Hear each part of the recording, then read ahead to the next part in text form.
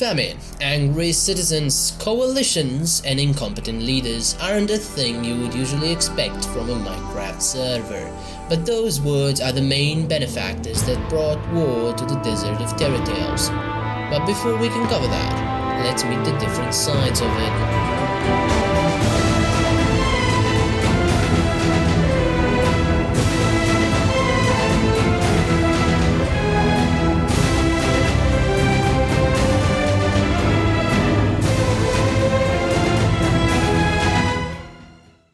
Sephidir first formed as two different places. Sephid, a small fortified town formed by Mocha, a migrator who originally came from a faraway nation of Macedonia, and Ir, a religious platform city formed by Slaza, a local priest who preached the words of Eleanor in his pantheon.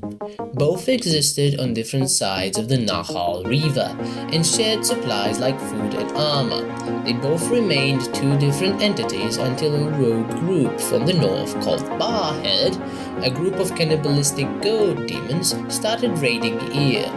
Ir asked for help from Sephid, which complied with the request and scared away the Barhead. Following this raid, Sephid and Ir united to form the city of Sephidir.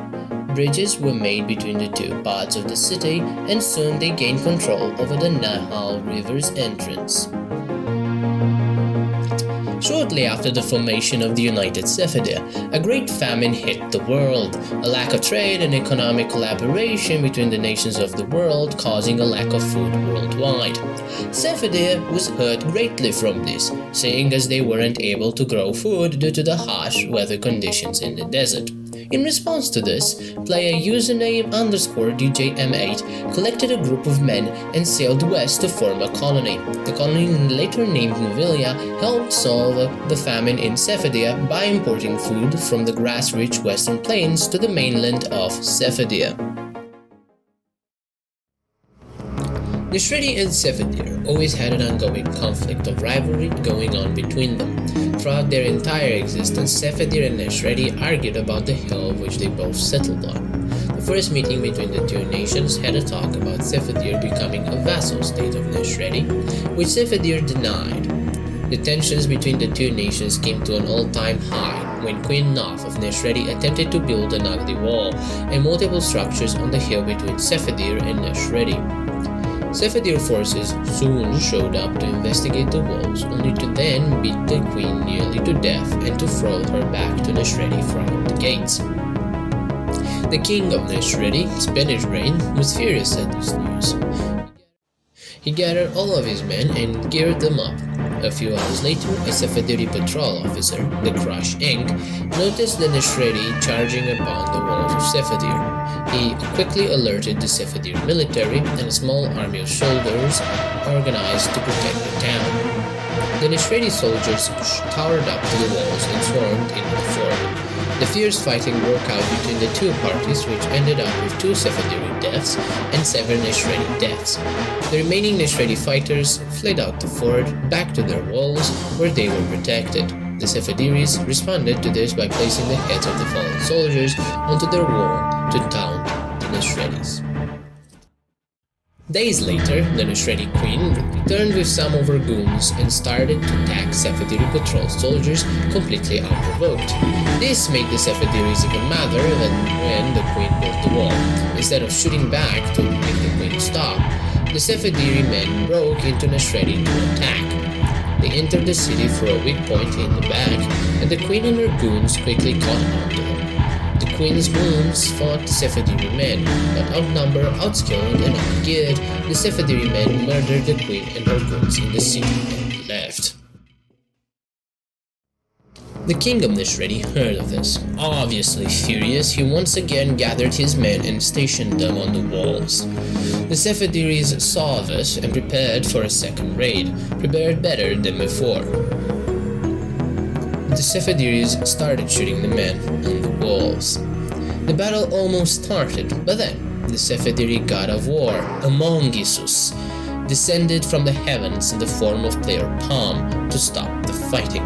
Mad at this escalation, the Sefadiri men needed to think of a new way to threaten Neshredi, since now they knew Sefadir is stronger than them militarily. And so, they decided to act upon the aggression by attacking Neshredi in a way harsher than before, and in a way never seen before. Now, you see, the world didn't have a unified currency, which meant each nation had their own currency. The Sefadiri had Mokers, and the Neshredi had Ales. The Sefadiris managed to get their hands on Ales, and, in combination with colonial help, started secretly counterfeiting them inside the Sniffer Temple. At the dead of night, Malex's squadron sneaked into the Neshredi and went to the market. They bought out every single thing in the market, from bed, clay, XP, and emptied the diamond exchange with the fake currency. Neshredi was now out of food and materials and suffered a major economic crisis following this. But during the various shenanigans that were happening between Neshredi and Sefadir, the nation south of them was slowly falling apart internally. The Grand Duchy of Versilia had multiple internal coups, causing the citizens of the nation to fall into a great famine. During this time of political instability and famine, a small group of Versilian citizens fled to Sefadir to request the king of Sefadir, Moker, to invade Versilia and to eradicate the corrupted leadership and to end the instability and famine. After a week of counseling between the king and his citizens, Moker had come to the decision to offer Versilia an ultimatum. The ultimatum arrived to Versilia, and it said, "This is a message from Sefadir Hanikadere to the Duke of Versilia. We are aware of the situation in your country, internal coups, famine, instability, and corruption. We hereby give you an ultimatum. Give up your leadership of Versilia and join Sefadir, or face death and forced annexation. You have 3 days to reply to this ultimatum." As soon as the ultimatum was read, in the throne room, the entire government of Versilia fell into chaos. Multiple leaders sprung up to try and take the place of Nihilus as Nihilus fled from the country. 3 days had passed since the ultimatum, and the Versilians were yet to send a response. Moker and the citizens of Sefadir knew well what was coming next. The Sefadir's citizens were trained swiftly, armored up, and geared. Sefadir was ready to march on Wineport. Volunteers gathered from all around Sefadir to fight in this war. After all, Sefadiri men were people of war, so they were naturally excited for this. But in the meantime, the Duke of Versilia, Nihilus, had returned from his disappearance. He quickly mustered up a coalition of 3 countries, Versilia, Neshredi, and Preskova, and gained financial aid from Rawak. They set up defenses around the capital of Wineport as fast as they could to prepare for the Sefadiri army. Within 3 hours, the entire city of Wineport was surrounded by a tall and thick wall of deep slate. At noon of the same day, the Sefadiri army reached the outskirts of Wineport and prepared for the battle. The plan was simple: rush into the city, break into the palace of the Duke, occupy the throne room, crown Moker as the supreme leader of Versilia, and camp it out until the war was over. But as Sefadir was preparing for its offensive, the coalition soldiers started shooting down arrows at their camp. The war was on. The coalition forces led by Duke Nihilus were shooting arrows down at the Sefadiri army, which was led by Hanikra Moker and General Shmalex. The attackers swiftly returned fire, pushing a bit as they shot back. Through a stroke of genius, Shmalex counted up the coalition fighters, only to realize that all of them were at the front shooting arrows, which meant the back flank was completely open. Shmalex quickly informed Moker of this, and Moker ordered the army to retreat. The coalition fighters were celebrating, thinking that they had scared away the attackers. But while their celebrations went on, the attackers walked north towards Eleonira and then to the back side of Wineport in order to flank the defenders. As the attackers reached the unguarded Wineport side, Moker started bridging up, leading his army into the city. The defenders' celebrations quickly ended when they got the notification that a capture block was placed within their land. they swiftly ran to the other side of the wall, only to find the attackers' small Breston fort and capture block, knowing well that if they don't do anything, the capture block will finish charging and they will lose some of their town, and so recharge the attackers. The fierce fighting started, people falling off and running back into the wall, that being not an uncommon occurrence during this fighting. But during the first clash of forces, the Duke of Versailles Nihilus got hit in the leg by attacker Mani, causing him to fall down and fall hostage to the attackers.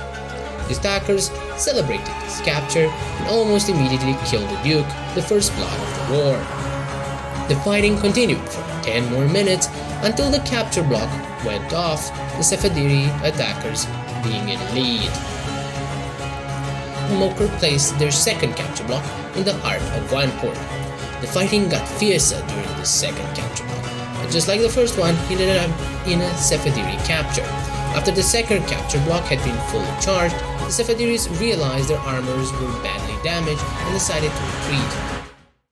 The first battle of the war had ended. The attack on Wineport was a Sefadiri success, which left the coalition demoralized. The attackers returned to their town to fix their sets and swords. But in the meantime, the coalition got further reinforcements from their nation and allies and organized a counterattack. When the Sefadiri men finished repairing their armor, they got the notification that a capture block had been placed in their town. The block was placed in the western port, and in there the entire coalition army. The army of Sefedir now turned into defenders, raining down arrows on the attackers.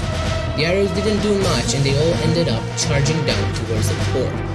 At this moment, Mokur had a bit of a still quotation marks. But anyways, the Sefadiri defenders couldn't destroy the capture block, and the port ended up being captured by the coalition. At this point, not much is known about what happened to the fighters of the coalition, who disappeared all of a sudden because the next capture block, placed by them, only had 4 people protecting it. The second capture block was way simpler to destroy for the defenders, destroying it in 2 minutes. But just like that, the counterattack had failed. Small groups of 1 to 3 coalition soldiers were scattered around and ended up being hunted down. Sefadir ended up victorious once again, but this time the coalition armor sets and morale had been broken, literally. The Duke of Versailles came forward to Sefadir in order to surrender. Versailles was soon annexed into Sefadir, tripling Sefadir's size. And the rest, well, it's history. All of these were true events on the server of Terra Tales. If you want to take part in future wars, world building, economy, and maybe even run your own nation, join the new Terra Tales server in the description below, or this Discord.